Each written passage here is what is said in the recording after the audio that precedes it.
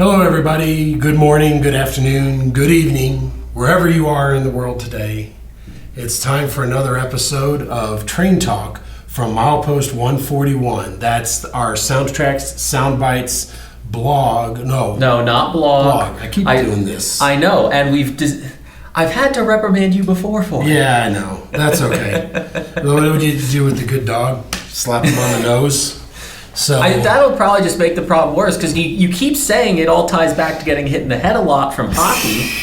Yeah, well, we have to find alternate methods. Well, to be fair, and maybe I've said this before, but our Soundbites, the name Soundbites was part of our originally blog. You have said this before. And so in my mind, I keep thinking blog, but I know it's our podcast. It's a podcast, yes. I just got to remember the right words. Words are failing me this time, so...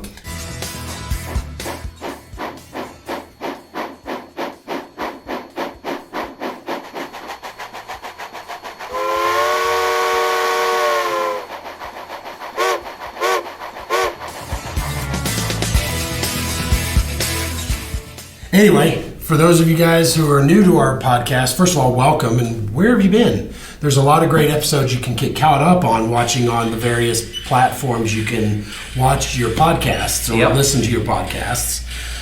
For those of you guys who are new, my name is George Bogatuk. I've been with the company now 16 years, the end of this month, which we're recording this towards the end of October. So about a week or so, I turned 16 years with the company. Okay. And then next to me is Norman Carnaby. He's our support tech. Rep. I've been here almost 3 years. Yeah.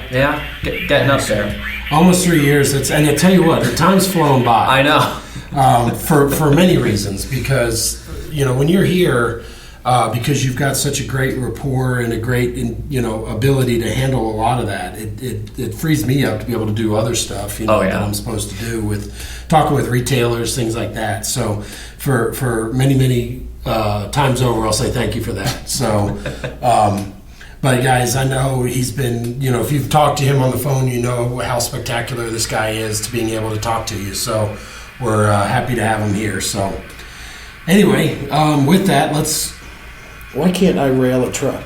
My God. I just happened to look down and realized it was not on the track. That's crazy. So let's talk about our latest project, shall we? Sure. You go first this week. So many of you guys know me as a Missouri Pacific modeler. I model 1978 Missouri Pacific. Now, what I have here on the table is significantly different from a Missouri Pacific model. This is actually a Rio Grande SD40T-2, and this is actually one of the scale trains models that they've done. It's unnumbered, and I've actually realized I ran out of time. I was doing this one for the joint Missouri Pacific Historical Society, along with the Rio Grande Modeling and Historical Society. And I was doing this project because I was doing a presentation there at the show or at the weekend, basically operations. I was going to talk about, how the different railroads handled their operations, and I brought some examples of all of them, including steam and diesel and in this particular case. But there's some lettering that's missing on this one. For you Grand fans, you probably already noticed it, but there's no number here on the long hood, and I never did put a number here on the back. I just sort of ran out of time, but my number boards are numbered and ready to go. I just, like I said, just flat out ran out of time. So, but the point of it wasn't so much to show this, it was to really show off the lighting. Okay. Because there's a lot of lights that are coming on in a lot of these models nowadays, and I wanted to show more prototypically how they would be shown on the real world. And in this clinic, it was an operations clinic, more showing how to operate your locomotives following railroad practices. And one of the things, for example, we talked about was on the Missouri Pacific, they didn't have dynamic brakes. Now, for those... Wow, let me try to say that again. Do you want me to take over for the dynamic brake explanation? I was just going to say, for those of you who don't know what dynamic brakes are, this is what's called the dynamic brake blister. And inside here is for those of you listening, it's on the top center of the long hood here. It's a dynamic brake blister. The Yeah, sides it's kind of bow out a It's little the piece bit. that flares out to the sides. It has a couple of fans on top of it. Yeah. And the way the diesel engine works is the diesel engine generates electricity, and electricity is run down to electric motors on the axles that actually turn the wheels. And so there's no direct gearing from the prime mover. Otherwise, they'd shear all the mechanics off just because of the sheer tonnage. Let's see how many times I can fit sheer into the sentence. But anyway, so when it was going uphill, it was generating electricity, and electricity was turning the wheels and pulling the train. But when it's descending the grade, the engineers would turn those into electric generators, and it's that electromechanical resistance of the wheels of the electric motors generating electricity that would slow and keep the train under control. But that electrical energy had to be dissipated somewhere, and so up in the dynamic brake blister, you would have resistors, and the fans would draw air across the resistor grid to make sure that they didn't overheat. Yeah. That was a very long conversation to get to the point that the Missouri Pacific and most of their locomotives did not have dynamic braking. And so the Missouri Pacific did what they call power braking. And power braking was what they would do is they would actually throw their engines into notch 8 and then set the automatic. And the reason for that was so that the engines were pulling against the cars and the cars were dragging the locomotives to a stop. The reason was to keep the couplers tight, because the Missouri Pacific was a Granger railroad. It was mostly flat. I mean, there were some hills here and there, but for the most part, it was a flat railroad.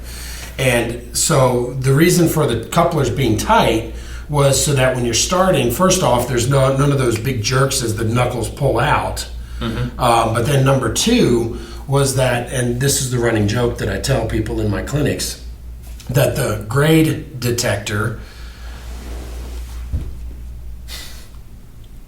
which is, for those of you guys listening in, this is the conductor sitting in the caboose, riding with his head bobbing back and forth, half asleep. But the point was so that the ride in the caboose was a smoother ride as they're coming to a stop, because as those cars are coming in, the slack's coming in and out, it makes for a really rough ride. And so that's how the Missouri Pacific did it. And so the point of the clinic was to show off a lot of those cool things. Okay.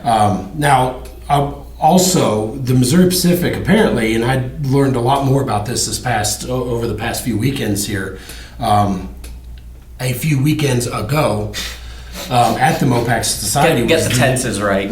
Well, the Missouri Pacific and the Rio Grande had a great partnership, and there was at some point talks of them merging, and I would have been perfectly happy because the Grande's actually one of my second favorite railroads. Well, of course, the other railroad you model is Civil War era. So yeah, I do dabble in some of that, but I'm never going to have a layout fully dedicated to that. As much as I would love to, I'm just probably not going to do it. I've got way too much of this era. Yeah. So anyway, the point being, or the reason I have this model is not only is it freaking cool looking, but it was also done as an interchanged model to run with the Mopac coal trains coming in on where I'm eventually modeling, which is called the White River Route. And part of the other reason I brought this model was to talk about the lighting. As I mentioned, there's of course the standard class lights and things like that a lot of people don't realize that class lights aren't just pretty lights that were put up on the front of the locomotive. A lot of times they had purpose to them. They had purpose. I mean, so we see people with red and green and clear, which are the normal colors of class lights. But in a diesel era, in this particular time frame, they didn't really use the green ones hardly at all, because green indicated that this was a scheduled train with a following section. If this was the scheduled train with no following section, the class lights would have been extinguished because, well, this is just the scheduled train, just get out of the way. And so, but by the time most of the diesels were about this era, second generation diesels, most of them were pretty much extras anyway. So the only ones you would really have would be clear. Now, the exception to that is if you're pushing on the rear end of a caboose, then you could display red on the rearward facing of your locomotive. But it varies just depending on what you're doing. Yeah.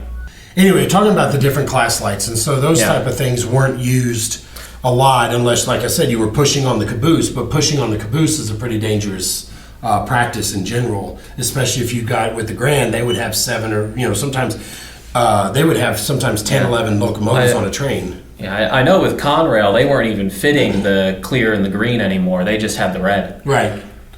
So, again, take your railroad practices.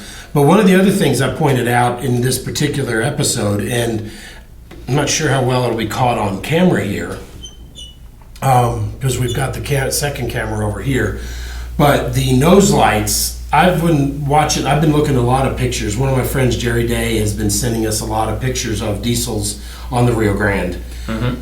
And a lot of them, you see the top light, which is your headlight, and then the nose light, which is your Mars light, equally illuminated. Yeah. And then they'll say, you see videos, and they're both solid. And I started asking some questions, and what I found out was that there was one switch in the cab that would turn on the light, and another switch that would gyrate the light. Mm-hmm. There was a full run and then a bump. Mm-hmm. And the bump would take that Mars light and just kind of bump it a little bit.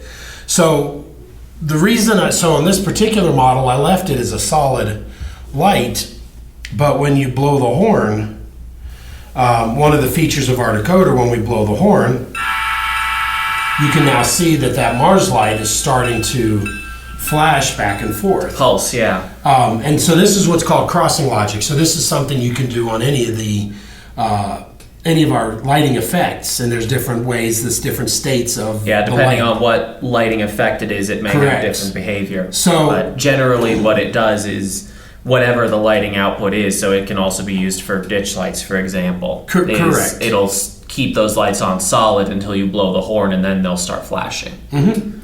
So I put this on here because I've seen instances of both, and I've seen videos of the Grand engines, and this isn't just specific to the SD40T-2 that's here. It's, any of the stuff, the GP40s, the GP30s, all the stuff that they had.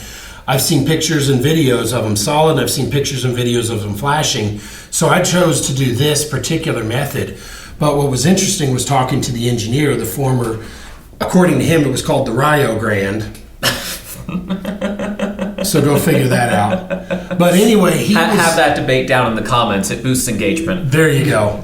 But he was telling me that they would sometimes bump the light, and so the Mars light would slightly gyrate. So if they were coming around a curve, they could move that Mars light to look down the curve instead of straight ahead as their locomotive hit the curve, which I thought was pretty interesting. Yeah. It was a pretty cool, neat little thing to learn about.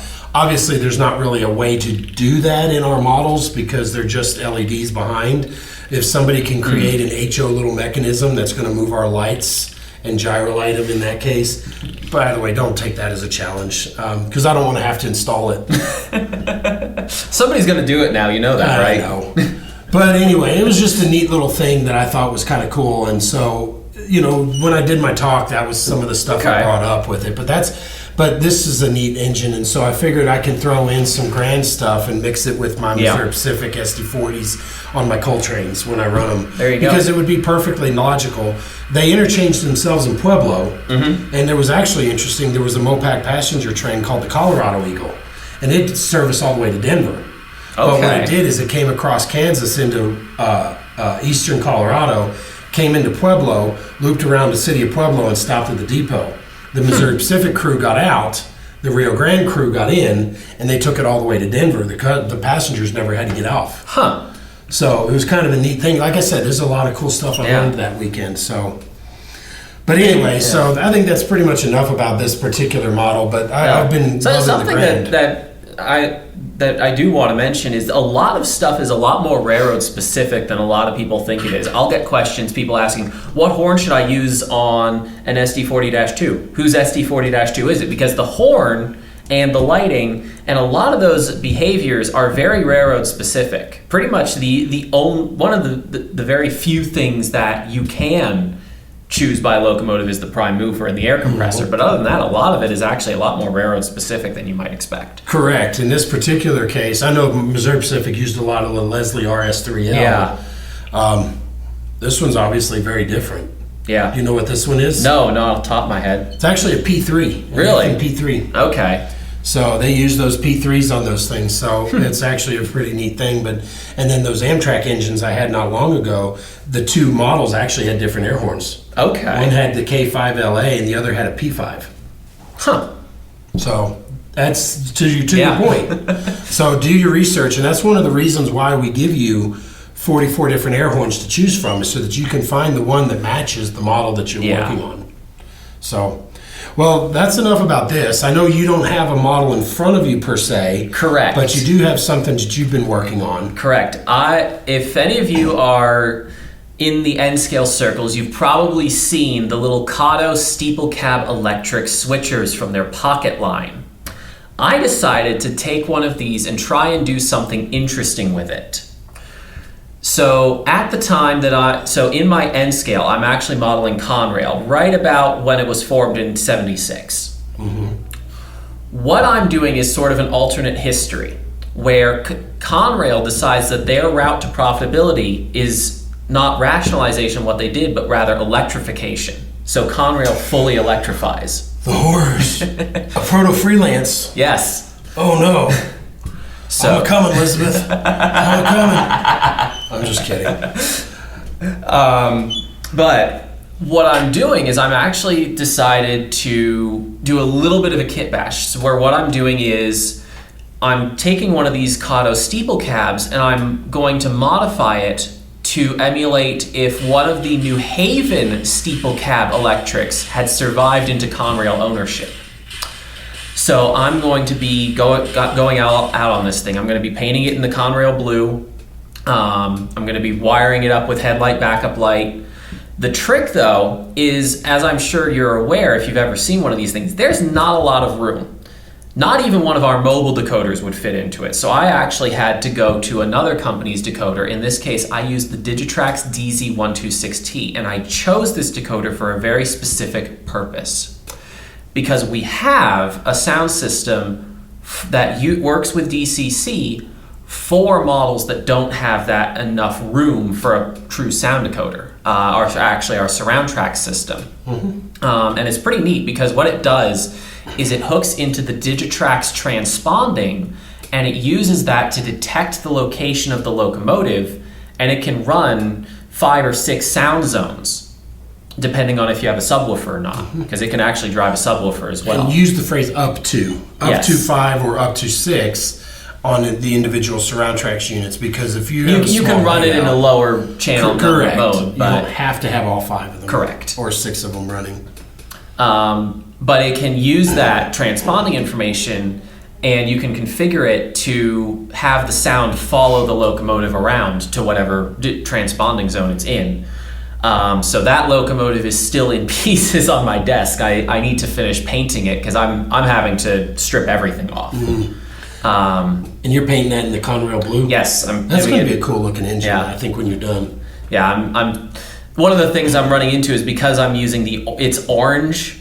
The plastic itself is orange. Oh, gotcha. So I'm having to try and overcome that. That's what primer's for. Yes, I haven't used enough yet.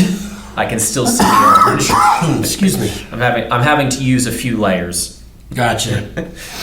Do you have an airbrush, right? Yes. I thought you did. Yeah. Okay. So then that should make it pretty easy, so it's not too thick, but enough.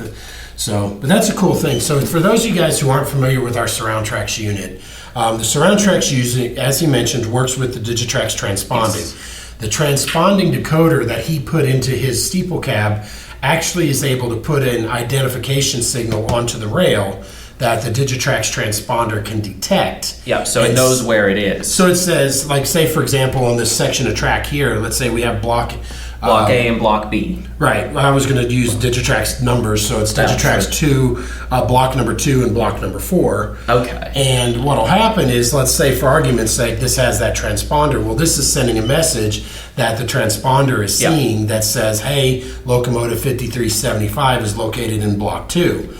But as soon as I cross this barrier, now this is transmitting from block 4, so the DigiTraxx system identifies that locomotive is now in block 4. So what our SurroundTraxx system does is it's hooked into LocoNet, so it's able to see that message in the DigiTraxx LocoNet bus and it can move the sound appropriately. So when it moved past the block divider, the sound would have followed the locomotive. Correct. It'll fade off and you can pick the fade rate. So what's your normal transition speed? It'll sort of fade up, down in the original block, and then while it's fading up in the second block. Exactly. So this is a really cool product, especially if you're in the smaller scales, whether you're N scale or Z scale, and you don't want to go out and try to figure out how to put sound decoders and everything. Let's say you're a Z scale guy and you don't want to have a trailing boxcar in every locomotive. You should look at our SurroundTraxx system because it's becoming less and less necessary in N scale, but for a lot of switchers, it is still necessary. Yep. Eventually, I'm going to try and. Nobody's made anything that's a suitable base for it, at least that I've found, but I want to scratch build a PRR B1 and put it in Conrail Blue at some point, and that's probably going to be another one I'll have to do a similar setup. Gotcha. So, but anyway, that's future project. If you are in one of these smaller scales, feel free to check out the SurroundTraxx unit. We don't have a whole lot of videos on it. If you have any questions, give us a call. We'll help answer anything. Yep. You can look at the manual, and you can look at manuals online on our website. And so forth. And part of the reason we don't have a lot of videos on it is because it's really hard to display through a camera. Yeah. Because the sound travels from this speaker, let's say, that you've assigned to this section, to this speaker that's over here. You've got microphones and so forth on the cameras and around us. How do you pick up? How are you able to display that sound transition? Yeah. And that's part of the reason why we don't spend a lot of time doing videos on it, but the product's still here, and we've actually got a special price on it right now. So for those of you guys, go to the website, check it out, SoundTraxx.com, check out the SurroundTraxx. And the best part is it's still a DCC-based product. Yes. So you can still use your DCC and sound on board decoders on your track. You just don't set them up in the SurroundTraxx Correct. system. You just don't build a profile in the SurroundTraxx system so that way your sound for those locos will come out of the loco, but then the ones you can't put the speakers on will then come out of the speakers that you've hidden around your layout, giving the illusion the sound's on board so that way nobody really loses that experience when they're running their trains. Yeah. And the other thing is if you have a really big layout, if you have more than 6 transponding zones, you can chain multiple SurroundTraxxes together. Yep. And when the locomotive is detected in that zone of let's say SurroundTraxx A, then it'll play the sound. But when it crosses and goes over to the second zone, which is assigned to SurroundTraxx B, once it's out once it's out of the zone for the first SurroundTraxx, that SurroundTraxx is basically just going to quiet everything down and not play anything for it, because it recognizes, okay, these are my 6 transponding zones, or 5 or 4, whatever. It's outside of those, so I'm not going to play anything for it. And then the second SurroundTraxx says, oh, that locomotive has entered one of my zones, I'm going to play the correct sounds for it. Exactly. So there really isn't any downside of SurroundTraxx. It really is a complementary. Yeah. And if you're really clever, you could actually enhance the low frequencies of a locomotive that has the sound. Because it does have the option for the subwoofer. Well, that, and we have the equalizer. Yes, that too. So the 7-band equalizer, you can cut all the frequencies below a certain frequency on your onboard locomotive, and then on the SurroundTraxx, cut all the frequencies above a specific frequency, so that you take advantage of that subwoofer. So that's also an option. Definitely a great thing. So take a look at it, guys. Check it out. I just decided to use it for this locomotive because there was no room for anything else. And like that kind of goes with what we were talking about with the last podcast, where we were talking about space, that the HO guys are blessed with a bunch of space. This is a key example of not having the space in the N scale. I mean, a lot of locomotives do, a lot of the big road locomotives you can fit sound in, but once you're talking switchers, unless it's specifically designed for sound, Bachmann's BR Class 8 is actually a neat little example of that. Yep. But they, once you get into the switchers, sometimes you do have to go to a smaller decoder and use the SurroundTraxx to get the sound out of it. Gotcha. So. Well, there's a little glimpse into some of our projects that we've been working on, and then a little bit of a shameless plug for the SurroundTraxx. Yes. But it really is a neat product. It's something we've been excited about. It just, because it's relying on a third-party product, and not everybody has Digitrax, and not everybody has hooked up the transponding, so the market is pretty small. But take a look at it, because the transponding, it's a niche product, but for the niche it's designed for, it's really useful. Yeah, absolutely. So with that, I say, what do you want to call it? We'll save this other topic that we had. We'll save that for a future video, a future podcast. So with that, well, I guess that's it. This is this episode of Train Talk from Outpost 141. This is the SoundTraxx Sound Bites Don't podcast. Say blog, don't say blog. Blogcast? New invention coming up. I'm infecting your brain. So anyway, guys, thanks for watching.